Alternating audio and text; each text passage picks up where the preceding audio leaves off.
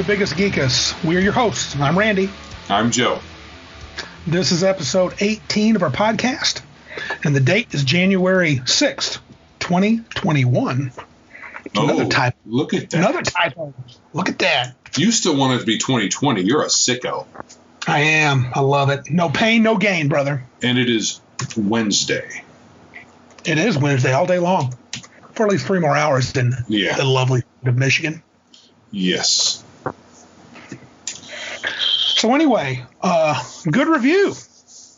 Mr. Joseph put up a review of the Hackmaster Player's Handbook. It was short, sweet, but very nice. Hit the high points. So you seem to be infatuated with the initiative system, which is something we'll talk about today. Yes. Yes, I am. I guess TLDR is the writing style in the book is very engaging for me. It's a little on the long side as a book, a gaming book. At this point, big, thick books I'm starting to not like as much. But it's very well, solidly, sturdily made. And so the best, I guess my best takeaway from it is the combat system.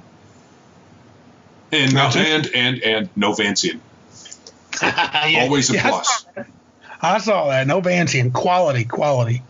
So you got some sweet gaming action coming this weekend, don't you, bud? Yes, in-person gaming. Oh yeah, I'm jealous. Or as we like to call it, protest.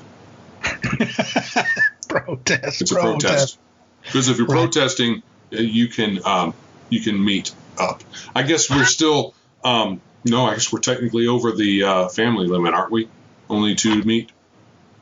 No. No. Yes. Yes. So, but yes. We're saying no. Yes, you are, but no. Yes.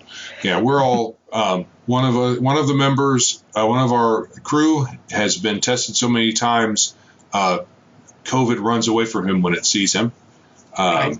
And the rest of us have met in person many times during this pandemic, and to no detriment to anyone.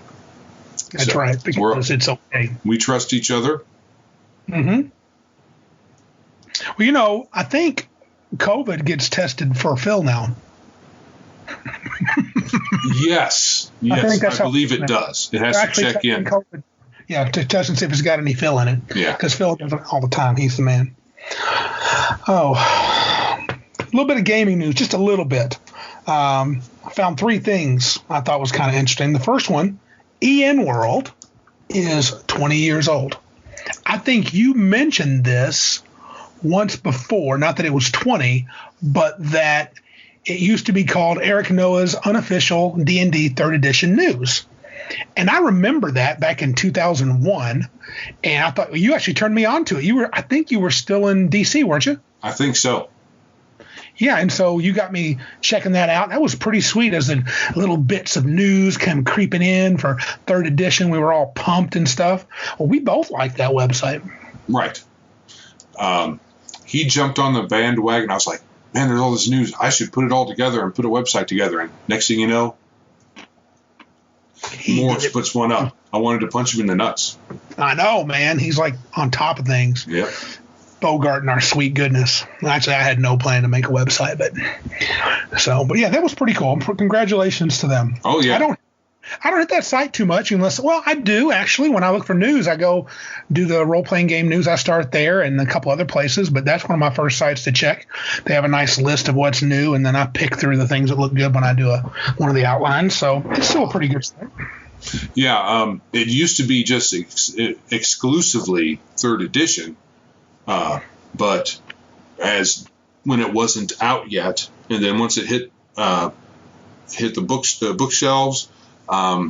There was discussions, and then soon after it was no longer an upcoming product, he started to diversify a bit. Yeah, and I was wrong. He launched the site in 2001. Looks like Eric closed the site in August of that year, and this guy Morris picked it back up. And so it's not the same dude anymore, but it's still a pretty active site from what I can gather. And what I see, it's very active. So Russ Morrissey is the guy that does it now. He goes by Morris, I think. So, and I know he has a podcast too. Haven't listened to it much. I think I've heard it once or twice, and he's a lot of jokey. It's all right. Right. Yeah. 20 years. 20 years. Pretty cool. Yeah. From other news, I'll quote the title. It says D&D diversity troubles loom for WotC into 2021. It's basically, it looks like a rehash of some of the issues they've had, things that we think are pretty much bogus. And they even mentioned near the bottom of the article, it's interesting, that says you can still go online and find folks decrying any bit of criticism of D&D with some variation of, that's not how it works on my table. I've never seen this happen in D&D. You can play the game however you want, which is completely fine. Yeah. I mean, I'm not saying it doesn't work because it doesn't happen at my table. Maybe bad things don't happen, but I don't know. I think this is a group of people that I think are just, I don't even know if they play D&D. I think the ones that complain the loudest, I'm not sure how much they play D&D really. There's no telling. No. There's no telling. I know that. Yeah, there's just some folks I think just got to, a lot of the woke folks just have to complain no matter what. But they go through this a Wired article that points out the issues with, the Vistani supposedly being a blast on the gypsies, and Oriental Adventures being, culturally appropriating middle stuff. Nonsense. And what else? All the big things, half-orcs and drow, and all the ancestry crap. And, we talked a lot about, I ranted a few episodes ago about the whole orcs being black and crap like that. And, the drow being evil and people get their panties in a wad. I don't know, whatever. That sort of stuff just seems to be, I don't know. I hear it and all it sounds like is drivel. But right. Got me. I think you reap what you sow. I think WotC trying to please them all, making all those changes on Drive-Thru RPG, putting the little notice on their all their old gaming products. They've earned exactly what they deserve. You try to please those foolish masses, you're going to get what you pay for. If you apologize, you make it worse. Yeah, you do, man. Just tell them, say, look, you play D&D the way you want to, and I will too. Yeah. And you know what? It's fine. You ain't hurt my feelings, and I don't know why your feelings are hurt. You're not on my table anyway, so shut the hell up, really is what I'd say. Right. So anyway. Yeah, it's just a shame. Yeah, it is. It's a game we love, and I could probably like 5th edition a little better if all this other crap wasn't going on. But as long as they're wanting to put some social agenda nonsense within the game, I'm just going to hold it at arm's length. Hold my nose when I play. Oh, but so you'll be holding your nose this weekend. I will. Because you'll be playing. He's playing 5e, folks. Oh yeah. Yeah, I like 5e better than you do, Joseph, but it's not the be-all and end-all. I mean, it's, as far as an edition goes, we talked about it before, it's probably second or third on my list, somewhere a little before or a little after 3rd edition. Second edition might even beat it, honestly, but second edition more for fun. But, yeah, it's fine, but it does have the wokitude. Too much. Yeah, no doubt.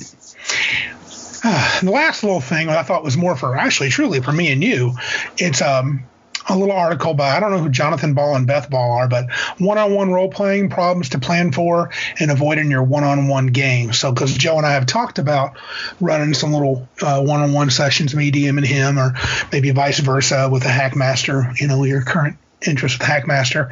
And one of the things they talk about in the article is how it's important to present a challenge, but the two people have to be in sync. That means, if we're playing a game, I can't go super old school Randy and try to kill your character, because it will be incredibly easy to do that. I can easily put you in situations you can't win, and we have to have a little bit of trust. And I think that's true. Sure. Yeah, a one-on-one has to be structured a little different unless that one other player is playing multiple characters. Or like say he could be a character who has retainers, and he's playing all of them, and they can protect his back somewhat. But if you are solidly solo, one character, one DM, very vulnerable. Yeah, they talk about sort of easing off the whole death thing, trying to maybe have villains capture the PC if things go badly in a combat. I think that's cool. I think you can't do it every time, but if the dice go cold for you and you get beaten, I mean, if I can, it would be reasonable for me just to have you captured or beat down and left for dead. That would happen too, depending who the opponents are. But I don't think you can do that every time. That's a piece of advice that I think would wear thin, and I'm not sure you would appreciate it. Right. Definitely not. Yeah. And they also talk about some things you have to be careful with. Maybe, being careful with the save or suck spells. They do talk a little bit about maybe giving players this. I don't know if I agree with this. It's like a whole person. Instead of giving them a save at the end of the round, give them the save at the beginning of the round. But I don't know. That feels like, because what would happen if I cast whole person, the monster casts whole person on you, and you fail, and then it's your turn, and you get to save again? That seems kind of weird. I think you either need to have a totally different adventure structure. The player also has to be on their toes. Yeah. If your session is going to, if you're going to sit down and say, we're playing one-on-one, you have the same chances you would normally have of croaking in a game as far as your character goes. So be careful.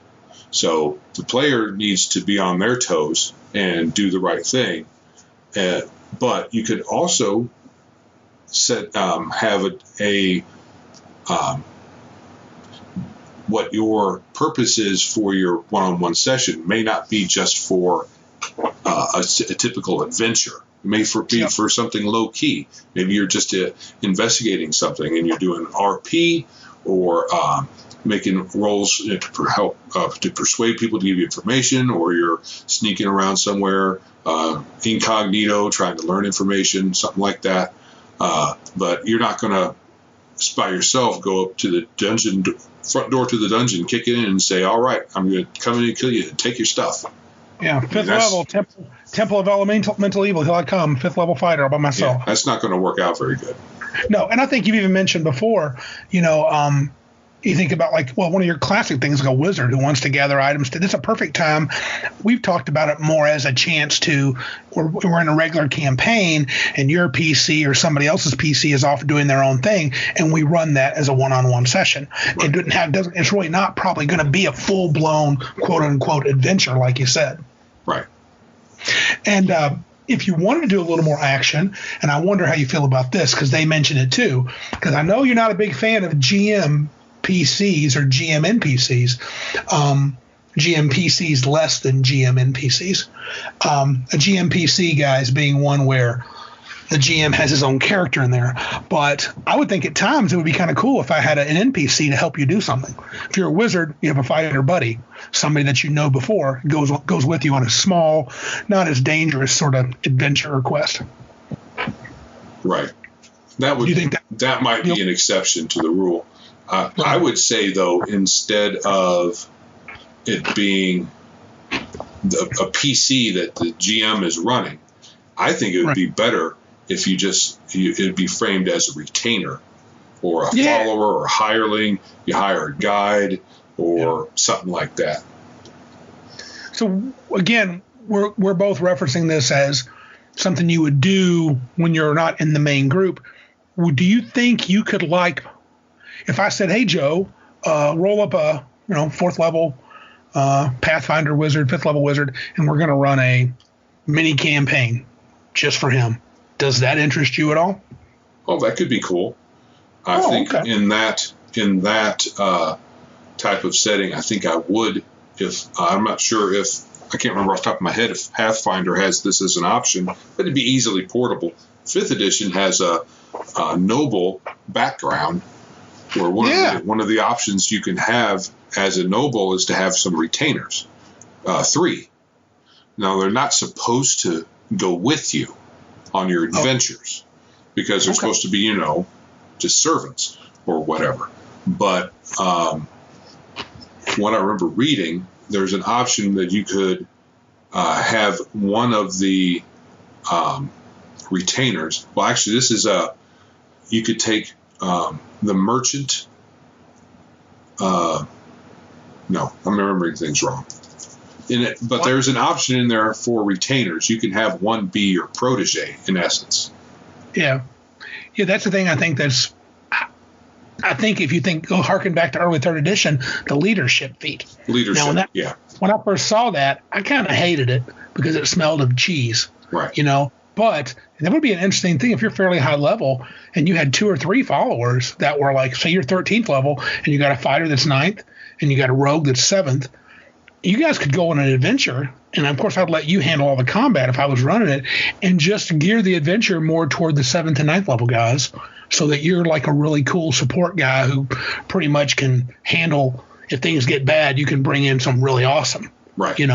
Most of the time you can do magic missile, fireball, and let them kick the crap out of stuff. But if things get hairy, you can bring a big spell in and kind of, okay, that's it. It's time for haste everybody and me to unload on these people. Right. I mean, because as their leader, I would want them to feel they're doing well. So I wouldn't steal their thunder. Not to quote Princess Bride, but not it's at good. all. It's good to quote Princess Bride. Yeah. But so that's cool. I think it could be all right. So anywho, I think we should. Speaking of fighting, our topic today is combat in RPGs.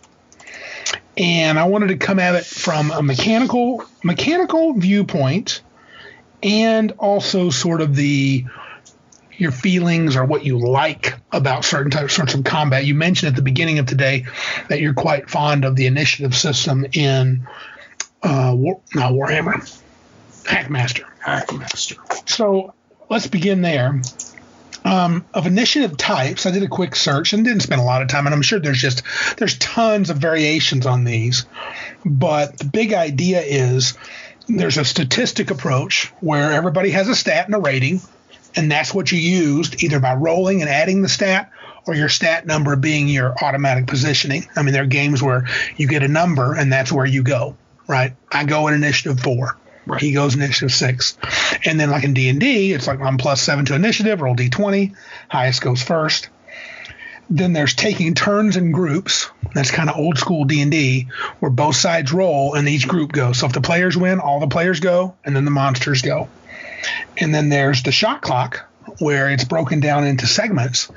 I wish I had spent a little more time thinking about what is that? It's very similar to the second countdown in Hackmaster.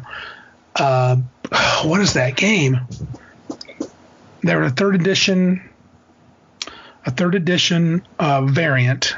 I keep wanting to say Arrakis, but does it start with an A? You think like Ascension? Yeah, it does. Yeah, a third edition, and then it's been updated for. I think it does its own game now. We were talking the other day with our friend Patrick about it. Is it something like Ascension or something like that? It kind of starts with an A. It's killing me. Daggone. Anyway, they have a similar sort of countdown initiative. One Gen Con, our buddy Jeffrey and I, we just played that game, and it was really a second by second, and when you did an action, it would take up so much time, and you couldn't do another action until you had sort of a waiting period depending on the action you were doing.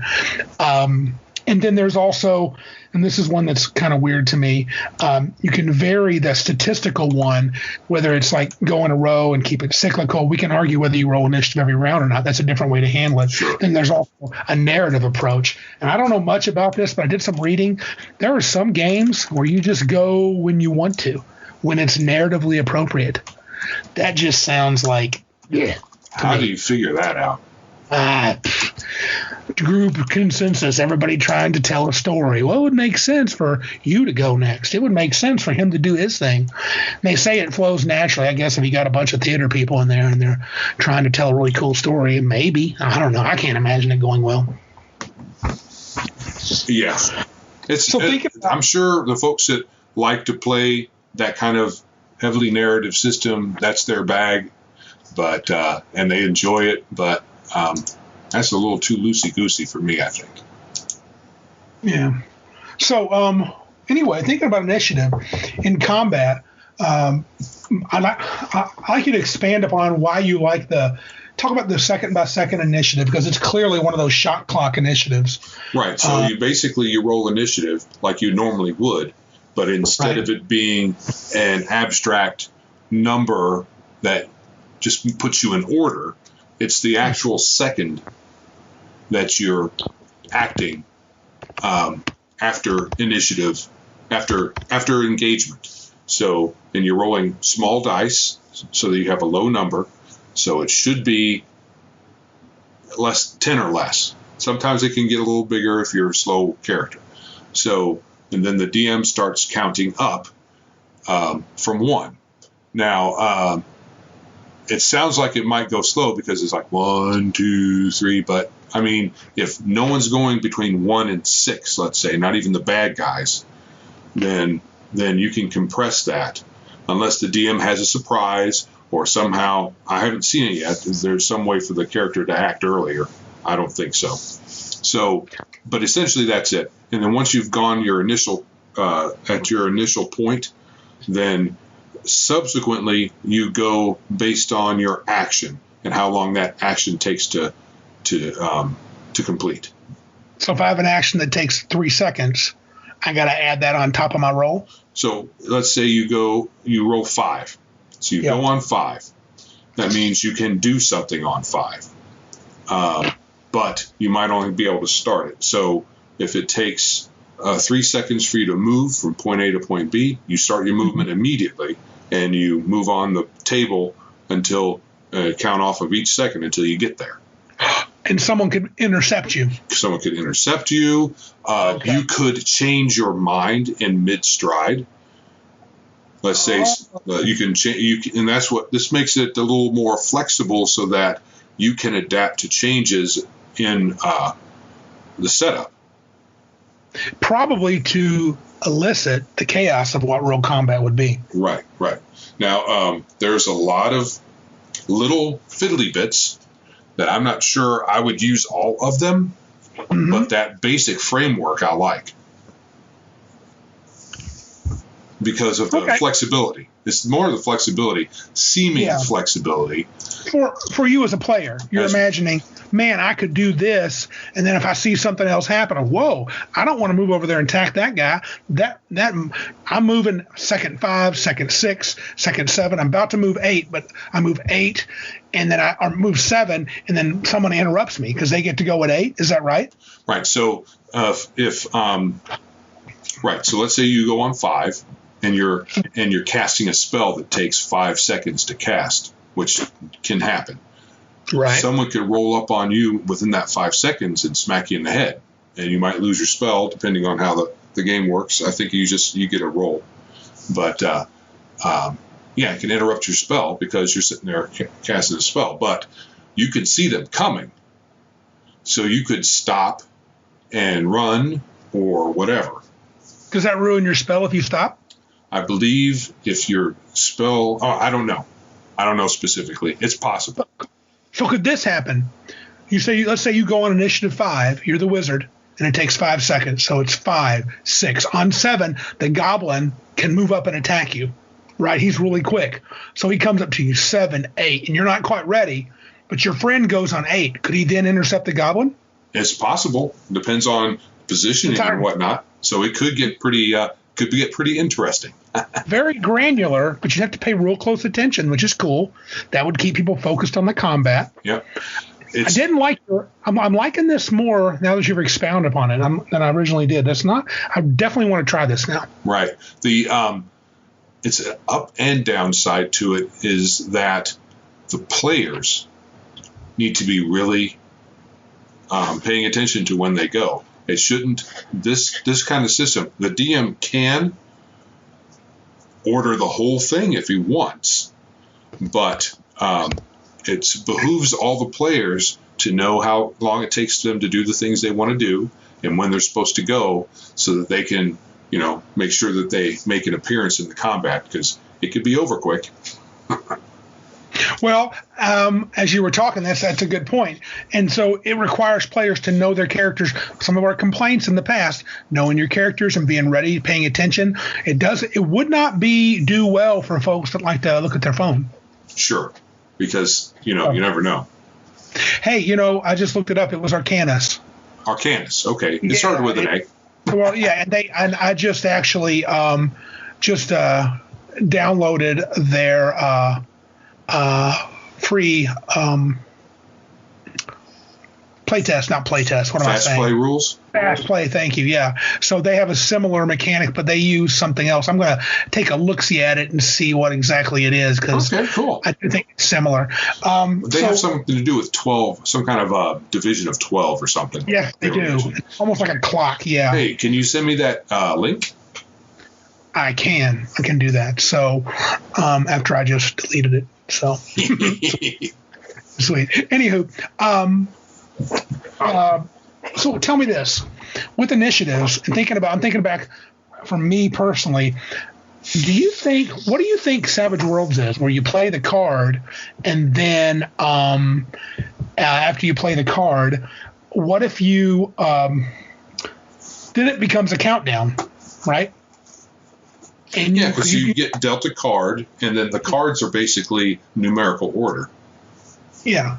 So if someone rolls initiative in Hackmaster, and they get the lowest initiative roll is a 7, nobody does anything the first 6 seconds. Right. So you essentially ignore that, and just like in Savage Worlds, if the fastest card is a 10 of spades, there's no sense in me counting down from ace all the way down to jack. Just start at 10. Right, if you're going in reverse order, right. Right. Yeah, because you do. Yeah. Yes. Savage Worlds does that with cards. So there's some similarity there, but they do initiative every round. Do you, quote unquote, roll initiative every round in that game? No, you only roll initiative once at the outset of the encounter, and then subsequent actions occur based on what you're doing and how long it takes to do those things. So here's another caveat is if the bad guys go first, before you act in combat, you're considered kind of flat-footed. So your defenses are a little down, and you're a little more vulnerable. Mm-hmm. And but something cool could happen. Like let's say you roll really bad on your initiative, but the bad guy rolls really good, and they roll up on you and smack you in the head. You get to go 2 seconds after they hit you because, well, they're right in your face. They jarred you, and you're like, holy crap, I got serious. Yeah, so it's an interesting little quirk of their system.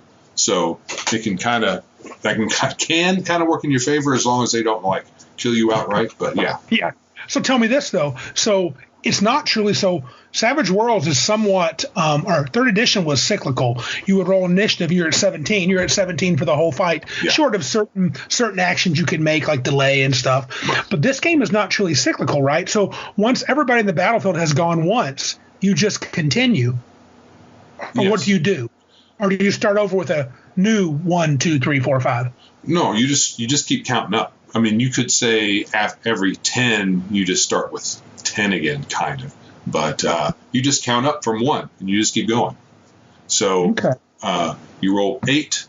Well, let's say you roll 5, and your action takes 2 seconds to do. You start your action on 5, and then you're halfway through it at 6, and then you complete it at 7. Let's say it's movement. And then let's say there's a monster there that you're going to hit. Then you can take your action at that. You take your swing at it when you get to it. And when you first encounter another monster within the initiative order, you both get to attack each other. So you get a swing, they get a swing back on you. I see. Right. If they get killed, they don't get a swing back, do they? If you there is a circumstance in which you could be tied, and somehow your actions are simultaneous. Am I remembering this correctly, or is this from something else? Well, I mean, for the most part, if your initiative happens before them and you roll up on them and hit them, then they hit you back. So, but yes, if you kill them with that one hit, then they don't get it. They don't get a. There are games, even old D&D, like I think Basic and Expert, and I think maybe First Edition, that if you tied an initiative, everybody got to go. Even if you hit that orc for 70 damage and he's like super dead, like -50, he still gets to go because he tied you. Right. It's not like that. It's not like that in Hackmaster. Well, if the possibility can occur that when once you're completed your action and you can attack, you end up going on the same second. Does your gut tell you that requires miniatures? I can't see you doing it very well without miniatures, but you probably could. Could do it. Whether I would say this kind of system requires a little practice, especially for those of us who are old school cyclical initiative guys. But once you have it down, you just like we could run a combat pretty well without miniatures. Yes, we could. We'd have to rely on you to have everything in your head. I played 3.0 without miniatures and hex and squares. Right. So it would be it'd be okay. Yeah. So right now, this is just kind of the new hotness for you. You're not saying, "Oh my God, this is my initiative system." Right. I have to play it some. Sure. It looks cool. Looks interesting. Want to play it and see how it plays out. Okay. So thinking about that, that looks interesting. So the shot clock is interesting because it's new. What about the statistics where you have where you roll round by round initiative, like in third edition, or like in first and second edition, where you'd roll, I think second you'd roll a D10, and we roll it every round. And if you did it individually, like in some games, or in groups, versus the cyclical D20 and the score is set.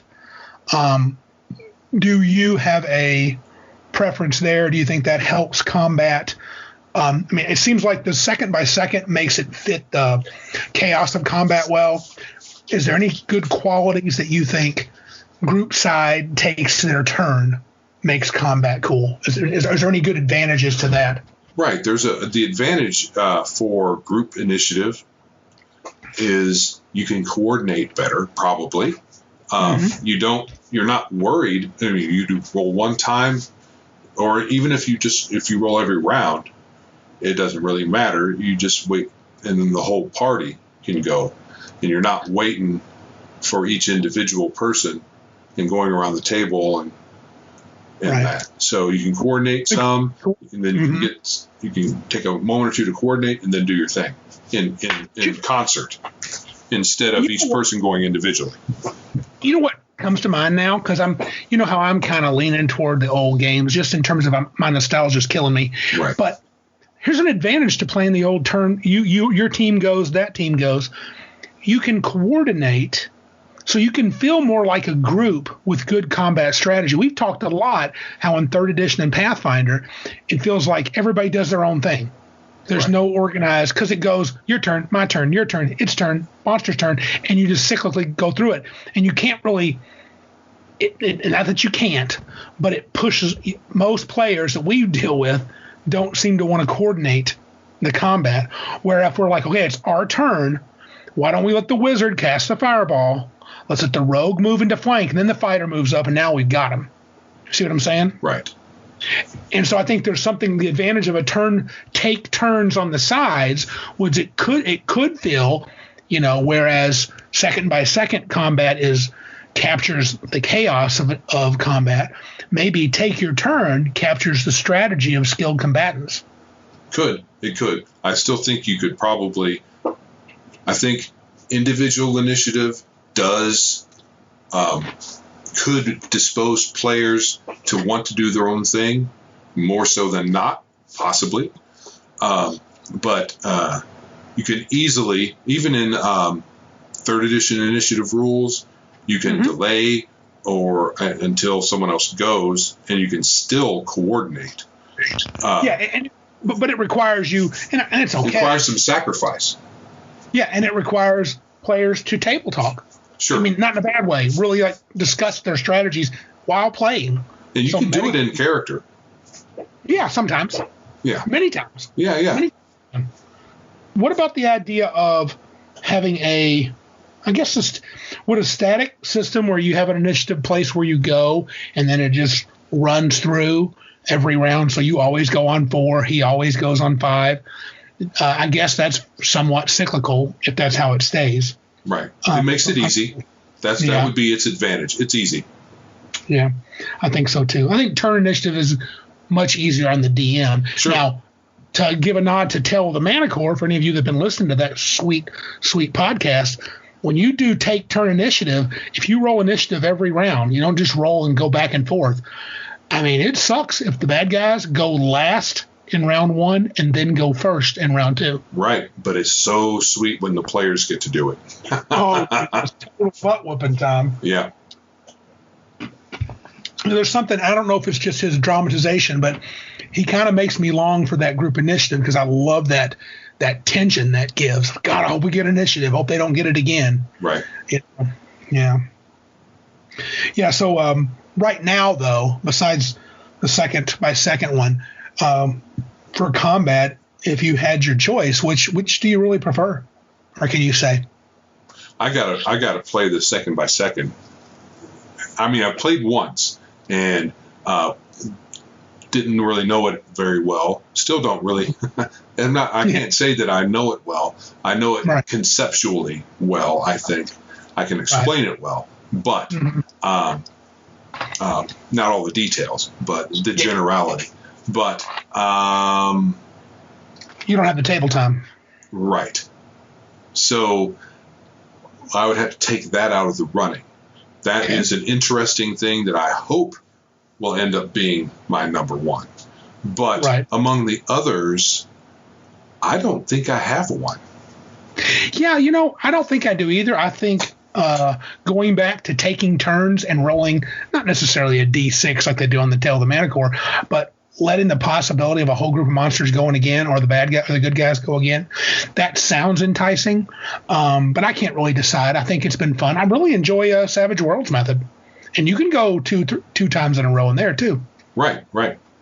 Get the lowest card in the first round, the highest card in the second round, or have a joker and jump in there. And sure. Yeah, it's pretty. Okay, so besides who's going first and when the person acts, movement and distance. You got to consider movement and distance in a combat game, which most games we play have combat. And the D&D style, even from back in early days, hex maps were common. I don't know about other people. I used them for more than just overland travel near the end of 2nd edition. But you have grid-based systems, which would be, your 3rd, 4th, and 5th edition D&D, where you can count squares or inches. You have a zone combat, which I think is more like, I know in Alien RPG, they have zones. You can move so many zones, and the zones change depending on your narrative situation. Zones could be room by room. They could be door by door in a hallway. It can be delineated choice by the DM.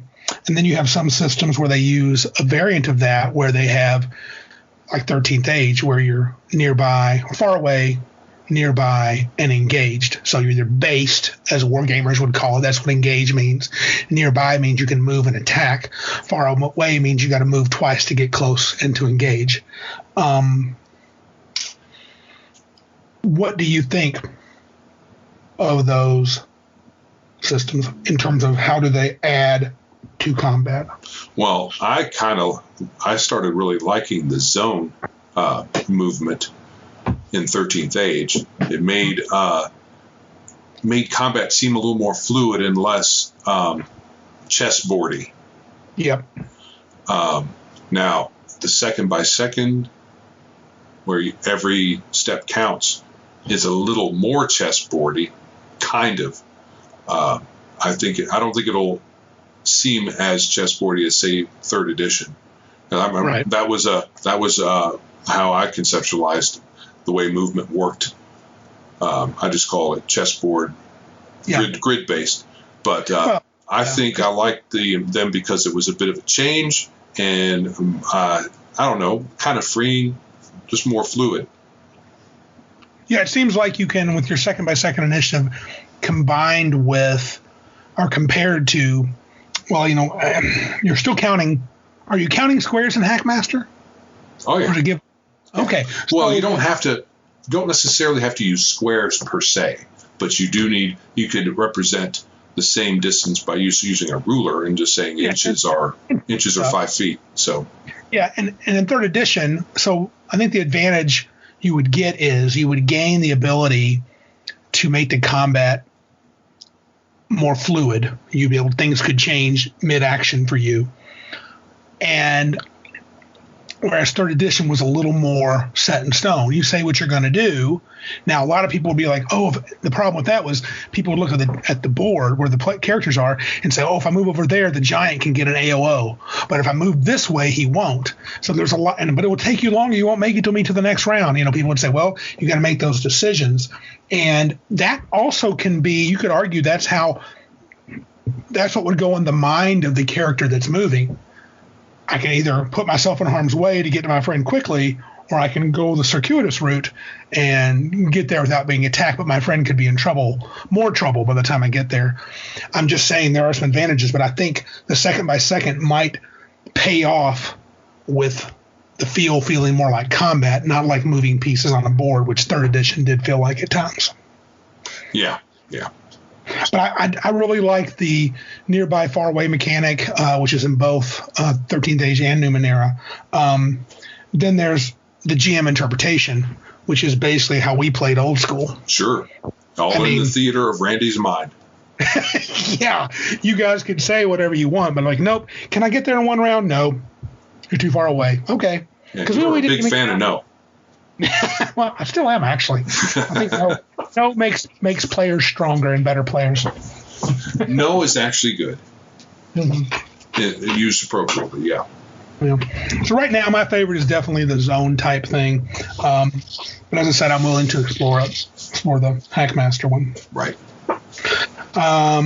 Also, for good combat, you always come up with terrain issues if you care about that affecting play.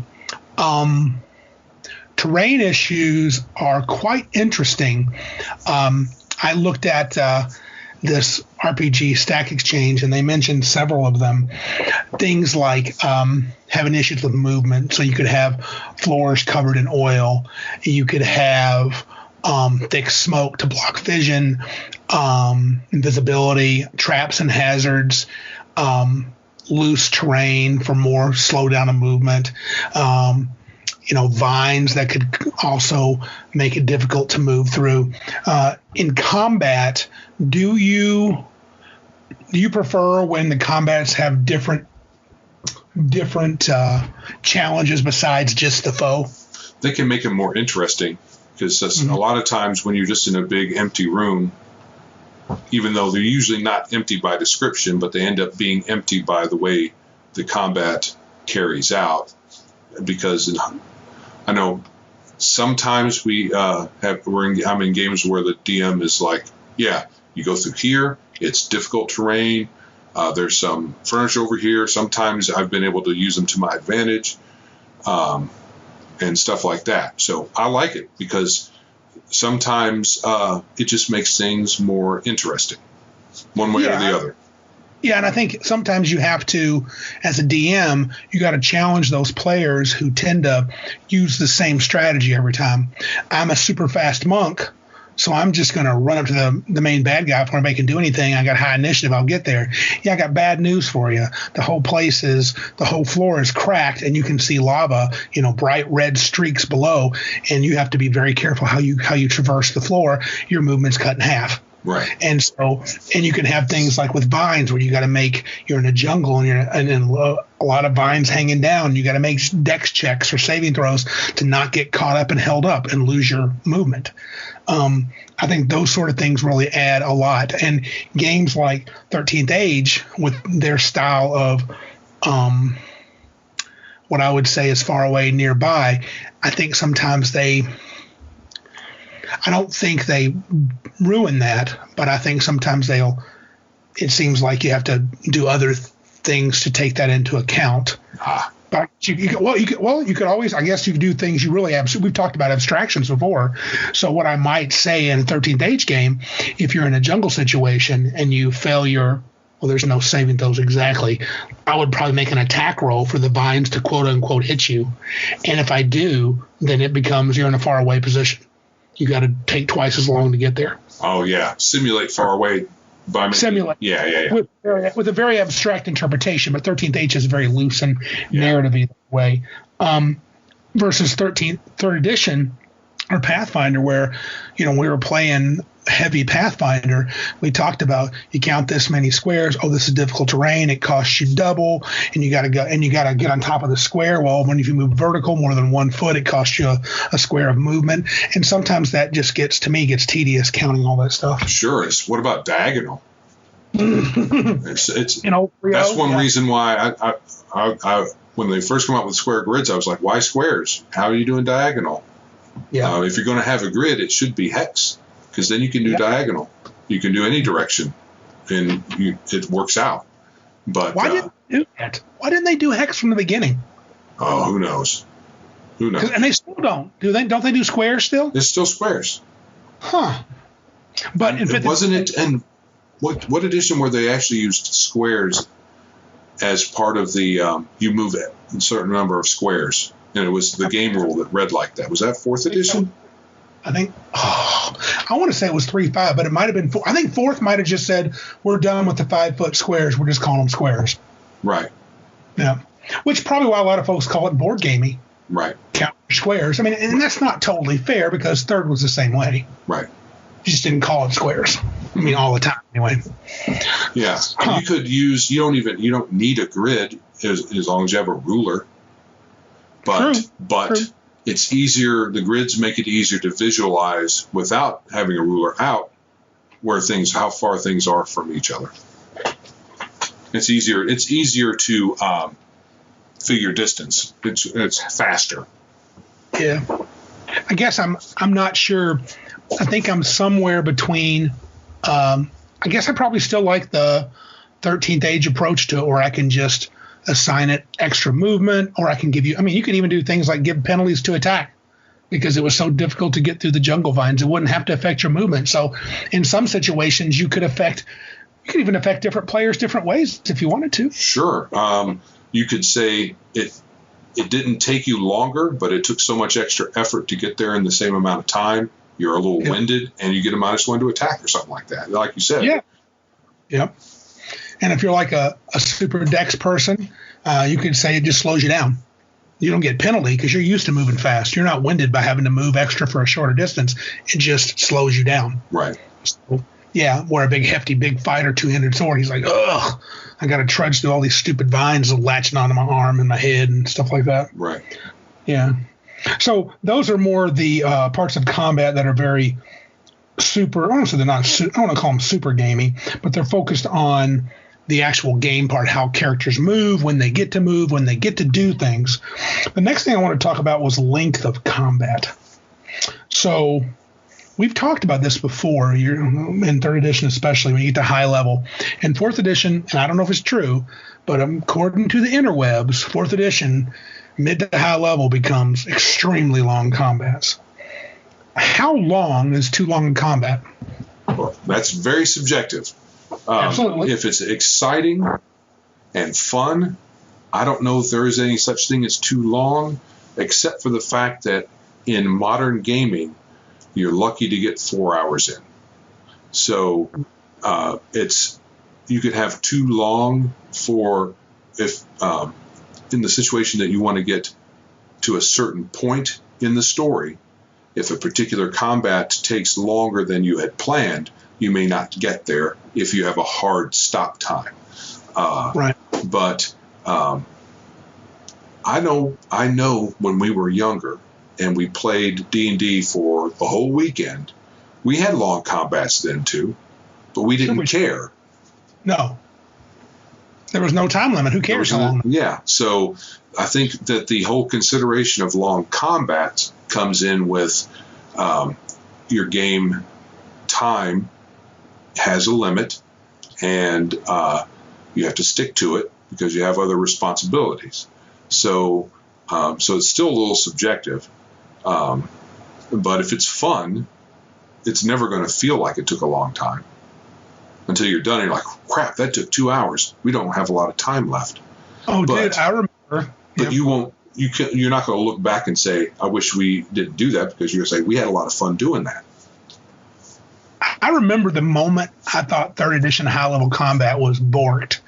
And I don't think it may not be fair to say this, but it was more, so we made up some high-level characters, and it took us hours to do it. And they were 20th level. And this was early on in 3rd edition. And the goal was to 20th level characters loaded down with gear to go kill the Tarrasque. And the whole session was a 3-hour fight against the Tarrasque. Just a 3-hour fight. Right. It was like 4 or 5 20th level pimped out characters. I had a few more little surprises for him other than just the Tarrasque, so it wasn't just fight him. He had a little kind of minions, but not really. And it was pretty awesome. But when we got done, we're all like, you realize all we did is fight for 3 hours? And I'm like, wow, that's crazy. But people kind of liked it. And afterwards, I was like, man, that is so insane. Combat should go faster. But that night, that was the only thing I had planned, so maybe it wasn't bad for the night. Right. And then there are some people's dispositions and desires on how they want to play the game that might say to them, any combat that's more than 10 or 15 minutes is, that's too long. But it's up to it's subjective on the person. So, yeah, and some people are like, I could sit and do role play with the barkeep for 45 minutes and have a great time. Right. And others would be like, I'm going to sleep here. Yeah. True. Do you think the system, obviously the initiative system, movement, terrain, all that stuff, has an effect on combat? So I'm not looking to think about all of them, all the different systems we played. But what about like hit points? You and I have been discussing off air more how we're going to do hit points in our game. A hit point system or a wound system like Savage Worlds, where like 3 wounds and you're down, or a combination like the Vitality and Wounds from the revised Star Wars era, Star Wars D20 era. Do you think any of those contribute more or less to long combats? Well, it depends on if that same rule is used with the monsters. So if the monsters are operating on, you want to give the monsters a lot of hit points, because there's a lot of PCs. Especially if it's a solo monster, they shouldn't just have the same amount of hit points that a PC has. It'll go down fast, unless it's meant to go down fast. If it's an easy challenge, if it's a difficult challenge, then they're going to have a lot of hit points, or they might have a high armor class, or they might have both. So it certainly can contribute to a longer combat. If they have a lot, but then it's longer, but is it too long? It's longer than it could have been if they had less hit points. But there's also the possibility that 4 players crit, and even the more hit points don't help. That's true, because no plan survives encountering the players. Yeah, and we've had both. I've had long and short combats in Pathfinder 3.x. I've had long and short combats in Savage Worlds. You played in those where the Savage Worlds combats just drag on, and I kind of want to narratively end them, but sometimes somebody gets hurt, and it's significant, and sometimes you take the monster down in one shot. Right. Very anticlimactic. Right. But that's by design in that game, because when you roll really high, you can smoke something. Mm-hmm. Yeah, so I guess it all depends. Is there a system right now that that you think lends itself to the combats? You think, well, I've mostly gotten really good combats out of this system that I personally enjoy, since it's subjective. It's up and down with most of them. 13th Age combats are generally decent length. Yep. And like you said, Savage Worlds can drag out. Yeah. But then in any combat system, if you're rolling poorly, one way or the other, either you're blowing your hit rolls or you're blowing your damage rolls, it can really drag the whole thing out. But by and large, I think that they're fine. Even 3rd edition, There were lots of combats in it that were decent length. It's just high level can be a bit of a grind. Even mid levels, really, depending on the situation. I think in third edition, but in a lot of games, the more powerful you get, the more options you have. You have analysis paralysis that can slow combat down too. Right, and the player's ability to, I know it's not, we're not quite there yet, but things that make the combat go long are one of them is how well a player knows the system and knows the character. True. So if you know your character well, you know the system well, and you snap to it, and you have a whole table full of people like that, even third edition can go pretty good.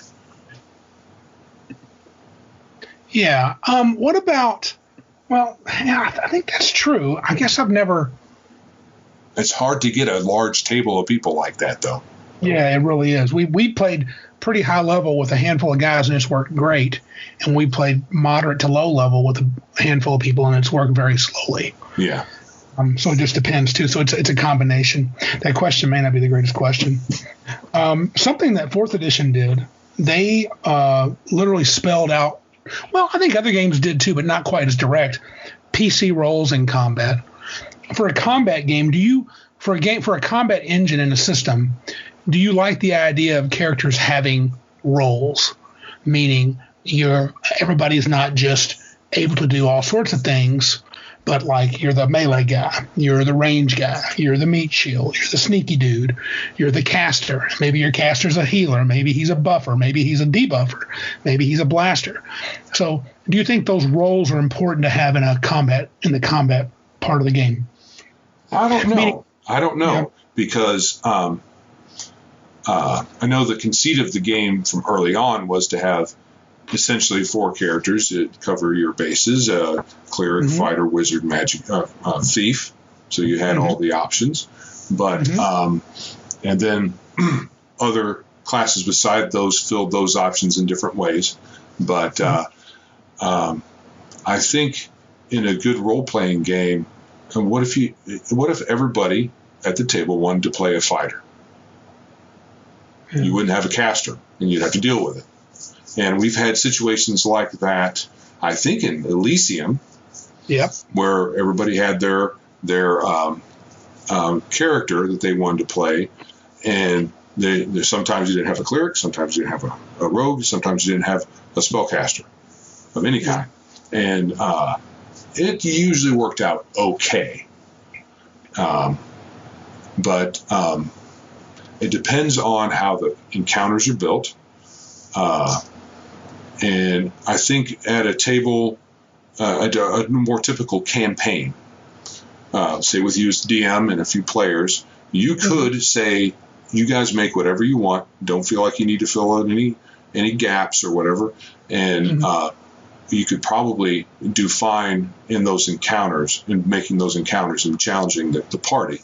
It might even be easier to challenge a party that's not, where they're not all, because one of the problems I think that it's kind of an escalation where every type of PC has to do well in combat. You can't have the fighter being the primary combatant, the thief being the secondary combatant, and maybe the cleric as well, and then the magic user not being very good at combat at all, but they can cast spells, and they might need to duck, dodge, and weave around the battlefield to keep from getting their head kicked in.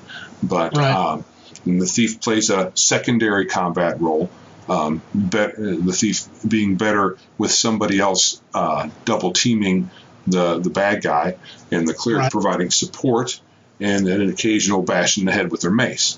That's the way the old game used to work, but somewhere along the line, the ante got upped to where, except for not necessarily the wizard, but they gave the rogue more capabilities in combat, at least in D&D, and the cleric.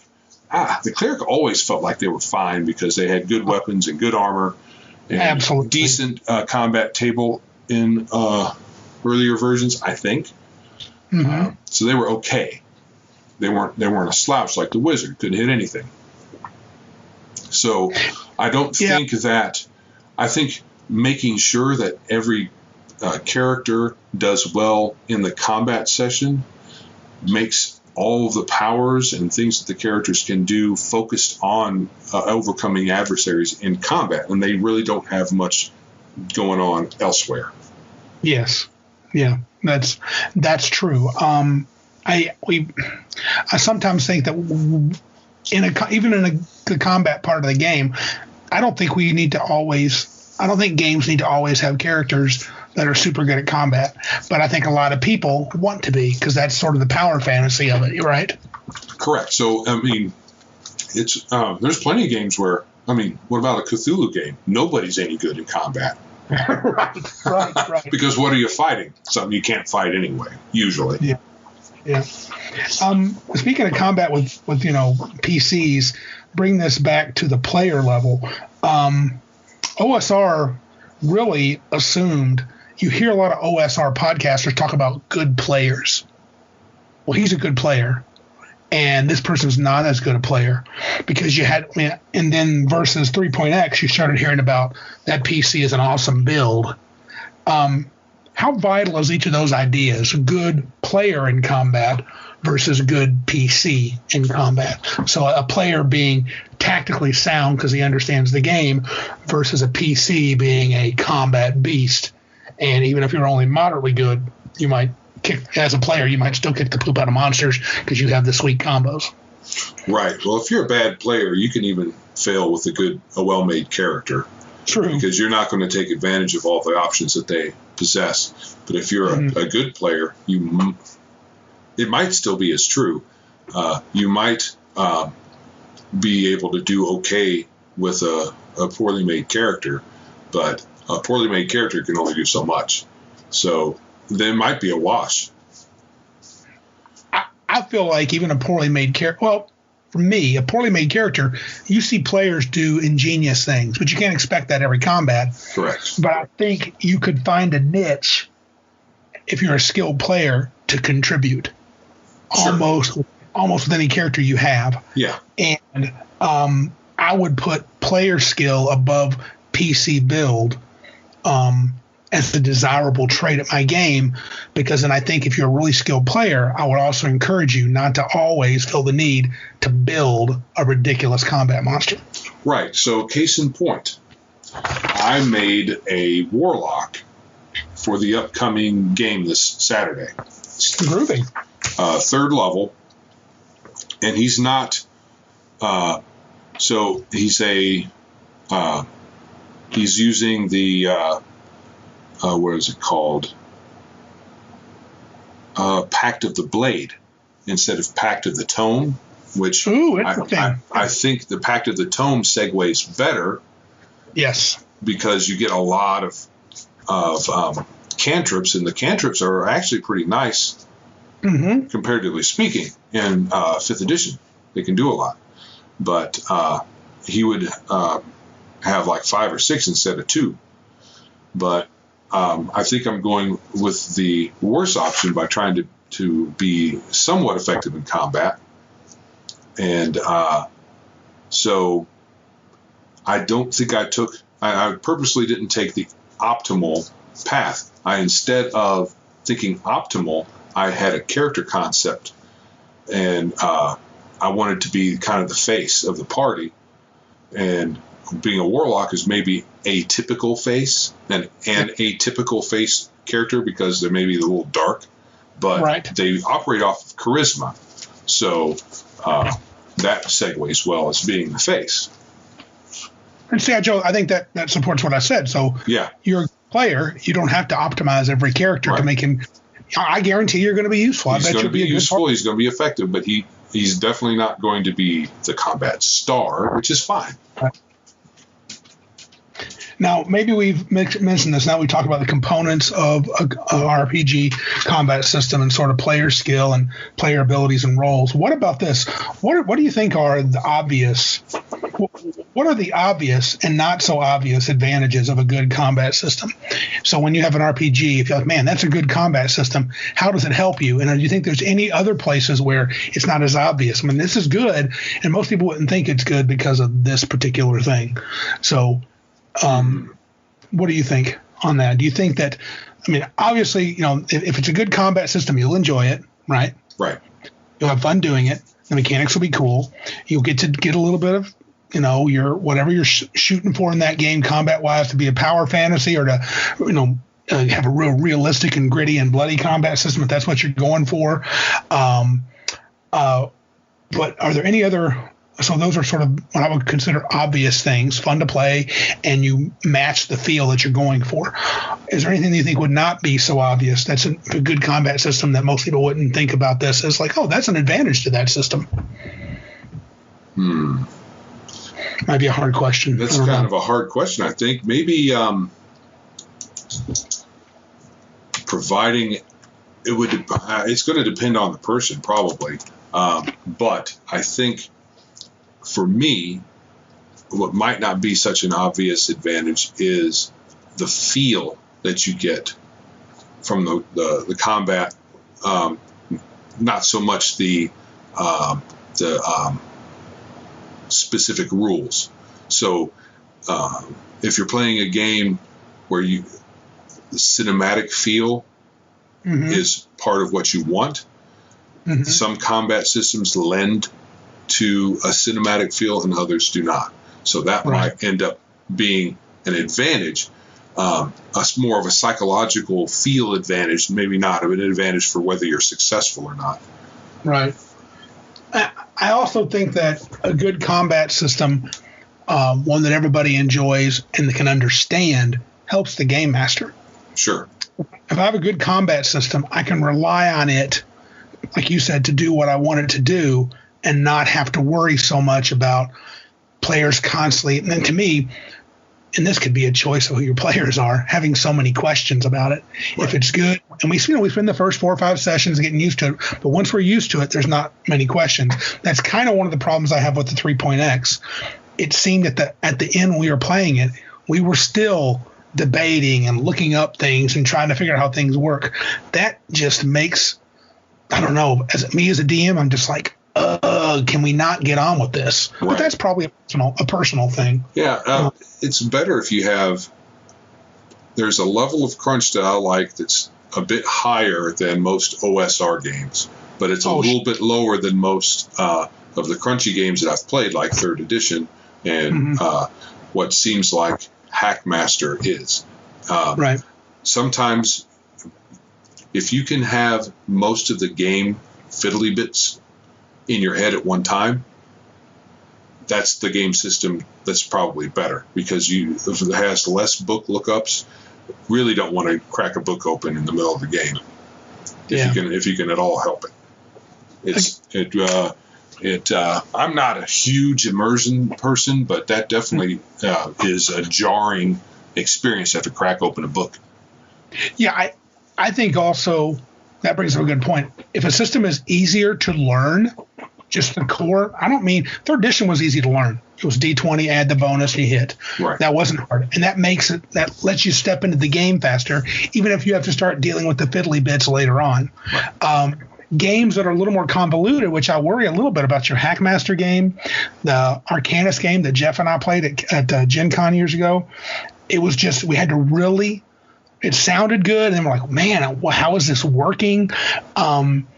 Games that are just really super, not just complex, just hard to wrap your mind around because they have a very unique way to do it. Like we talked about, for us, a narrative system where you just go when you feel like it would just blow our minds probably all the time. We'd be like, what the heck this is dumb. We don't get this. So I mean, it's hard to say, but again, that's a good point. I think systems you can get a hold of quickly, at least the key nugget, and say, oh, I see how this system works. And there's a few spokes I don't quite understand how they fit, but I will over time. Right. And I think what what would alleviate tension over that would be a willingness to not go for the book during play. Yes. And the DM makes a call, you roll with it. Players need to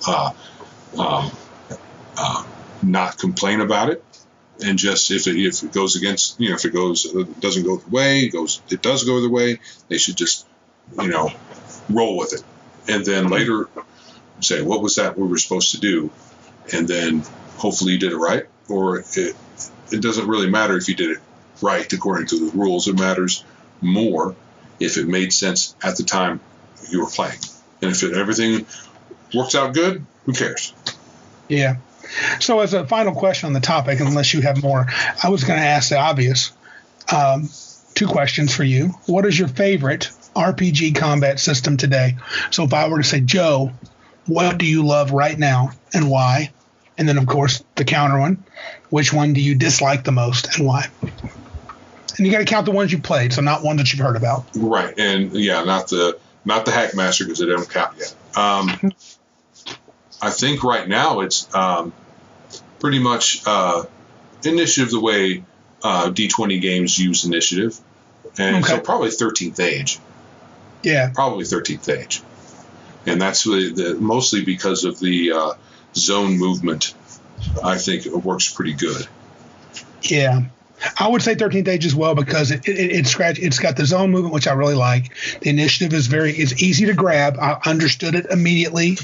And I think when players come to the table, if they've had any experience with D20, it's so easy to get into. The core mechanic's easy. Roll high, roll initiative, let's go, fight. And you're not counting squares and not worrying about AOs all the time. And I think it's just an easy entry point game, and it has enough interest, enough to it that satisfies me, even though I think the gameplay only gears toward super epic play, right. Super high fantasy. Yeah. What about the dislike? Dislike would be Rollmaster. Mm-hmm. Not Hackmaster, Rollmaster. Rollmaster, that had so many fiddly bits in it, has so many fiddly bits in it. It's just, oh boy. We played with a fellow who knows the tables well, and Aaron, he was good. He knows the system, and it still took a long time. Yeah, lots of waiting between turns. Mm-hmm. It probably didn't help that some of us weren't regular players of the system, mm-hmm. but it was long and arduous. Right. I think for me, and this is not, maybe I want to say it because I just found it, and maybe it was the game, Shadowrun. It just seems like too many roles going on in the game. I agree. You're too many rolling for too many things. It's been a long time. Patrick and Jeff will probably straighten me out on this, but I know, and this is not necessarily directly to combat, I hated if you were the hacker dude. What do they call them? He's the guy who goes into the Matrix. Right. Have his own little combat while everybody else could be having a combat somewhere else or not. So it was like built to separate the party, and it just felt like things dragged on forever. And I was playing the Decker. Yeah. I was playing the game, which Patrick ran, a really cool game, good story. But I was like, dude, you're only playing with my character for like an hour and a half, and everybody else is twiddling their thumbs. And I think that's the design of the game. And I played another one with the newest version of Shadowrun 5th edition or whatever, 6.1 or what it is, at a game store. And I just thought the combat was just so weird and just took forever. But since I can't really describe it, it's probably not fair, but that's what's on the top of my head is the least liked combat system that I've seen. So right. Because you already took Rollmaster, so I can't take that one. Anything else you want? You can agree with me. Okay, I agree with Joe. I'll never tell anyone. Oh, wait a minute. Crap. We're on a podcast. So, anything else you want to say about combat? No, I don't think so. I'm hoping to run some more simulated fights with the Hackmaster system to see if I can get it down and maybe steal some stuff for our system if I can twist your arm into let me put it in. Mm-hmm. Yeah, that'd be all right. Something else, but I do also want to say that when we were talking about one of the when we were trying to figure out what other system had the second by second. Yes. I typed it in, and apparently someone has worked out a homebrew second by second combat system for 5th edition. Really? Wow. It's on drive-through.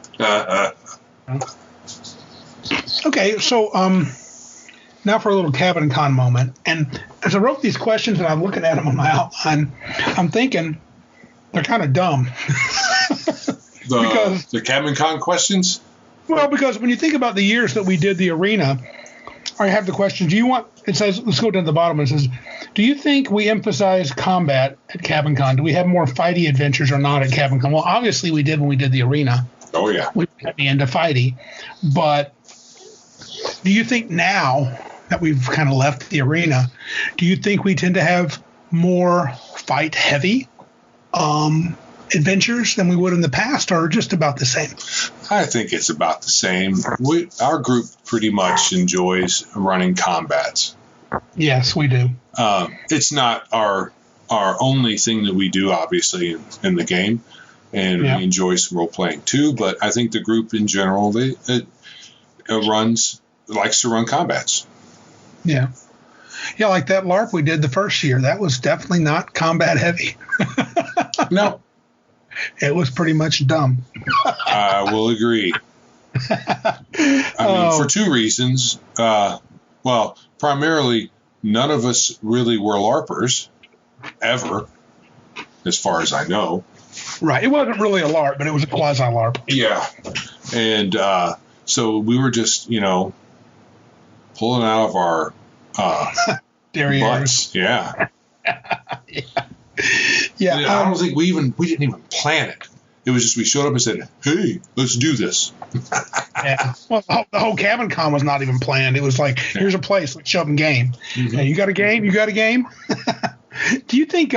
Do you want combat to be significant in your RPG experiences at Cabin Con? Do you personally? Do you like them to have a good amount of combat? Sure. Yeah. Yeah, me too. Yeah. Yeah. I kind of like, though, when we have at least one session of some game where it's heavier on the role play. Like last year we talked about it before, the science fiction game we had with the black hole. I've also had, I don't know if it was last year or the year before, when Jason ran that Cthulhu game set. I forgot when it was set in, but it was really low on combat. In fact, the combat was just terrifying. Well, it's Cthulhu. It should be terrifying. Yeah. But, what's it called? With Jenga.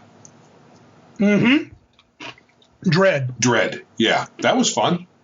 Yeah. There was no fighting. There was just running. Which is cool. Yeah, so we can get out of our comfort zone. We don't have to just have combat nonstop. Right. Yeah. So that's cool. That's a short segment.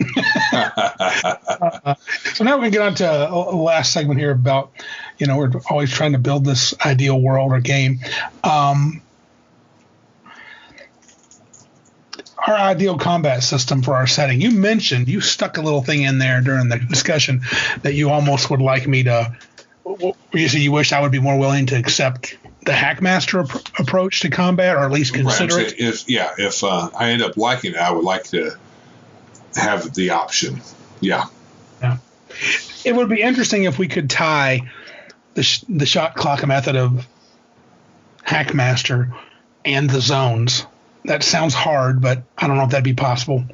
It's probably not, because it's just too. I mean, the zones are about quick decisions of you can go here, you can go here in so many moves, and don't really count the squares. It's hard to imagine a second by second combat system where you didn't have to quote unquote count distances. Right. Because it's not. It's more the combat in 13th Age is more abstracted. Right. Yeah, I guess I'm going to have to. I'm excited to play it. I mean, especially after our discussion tonight. I want to try the Hackmaster. I was really not too enthused after you told me your first experience. but I think now I want to give it a whirl and see what can happen.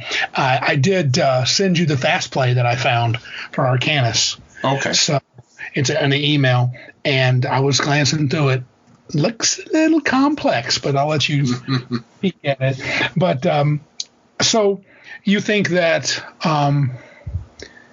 in our world, I think more right now, we just kind of focus on building characters and stuff. Do you think we'll have characters have roles? Will we go with, I think we will, actually. And fighter will be fighty dude. Wizard will be casty dude. Right? They'll have their roles, right? Within the overall game, perhaps. I don't know if we're going to ensure that each character class is 100% effective in combat as much as the fighter is. Right. In fact, honestly, I hope we don't. Right. I hope the fighter is clearly the king in combat. Right. At least melee combat. Should be. I really don't want even the rogue or the cleric to be that close to him. Well, heck, we don't even know if we're going to have a cleric right now. We don't have one. Right. Well, we'll see. Yeah. So I don't have much more to comment today. It was kind of short here at the end. Anything else you'd like to say before we head to the end here? I don't think so. I think that's suing for second by second, even though I don't know it that well. It's about the only was my main goal today. Right. You've been stewing on that all day? Well, not all day, considering when I opened considering the time at which I opened the outline. Right. Which was moments before the podcast. Yes. Okay. So anyway, if you'd like to support our show, please check out our website, www.biggestgeekispodcast.com/support. Any contribution you'd like to give will be much appreciated. We do thank you for your consideration. Please tell your friends about the podcast. It's available pretty much anywhere you get podcasts at this point. I don't know of an app that we don't work on, but if you know one, please tell us about it. We can get on there. If you have any questions or comments, things you'd like to say about combat and our discussion here, please email us at questions@biggestgeekispodcast.com. And we'd also like to encourage you to check out a few of our favorite podcasts, Red Dice Diaries with John Allen Large and his wife Hannah, Radio Grognard, shout out to Glenn Hallstrom, and The Tale of the Manicore, which is a very unique sort of dramatized actual play, even at times RPG discussion. Yeah, those are all great. Yeah, they're all. We're really liking those right now. So this is Randy. And this is Joe. Remember, can be big like us, then be geeks like us.